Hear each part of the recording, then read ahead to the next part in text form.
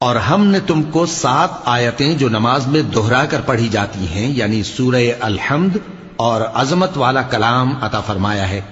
ہم نے کفار کی کئی جماعتوں کو جن کو فوائد دنیاوی سے نوازا ہے، تم ان کی طرف رغبت سے آنکھ اٹھا کر نہ دیکھنا اور نہ ان کے حال پر رنج و غم کرنا، اور مومنوں کے ساتھ تواضع سے پیش آنا، اور کہہ دو کہ میں تو اعلانیہ ڈر سنانے والا ہوں، اور ہم ان کفار پر اسی طرح عذاب نازل کریں گے جس طرح ان لوگوں پر نازل کیا جنہوں نے تقسیم کر دیا، یعنی قرآن کو کچھ ماننے اور کچھ نہ ماننے سے ٹکڑے ٹکڑے کر ڈالا۔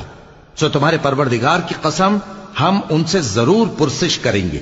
ان کاموں کی جو وہ کرتے رہے۔ پس جو حکم تم کو اللہ کی طرف سے ملا ہے وہ لوگوں کو بے دھڑک سنا دو، اور مشرکوں کا ذرا خیال نہ کرو۔ ہم تمہیں ان لوگوں کے شر سے بچانے کے لیے کافی ہیں جو تم سے ہنسی کرتے ہیں، جو اللہ کے ساتھ کوئی اور معبود قرار دیتے ہیں۔ سو ان قریب ان کو ان باتوں کا انجام معلوم ہو جائے گا،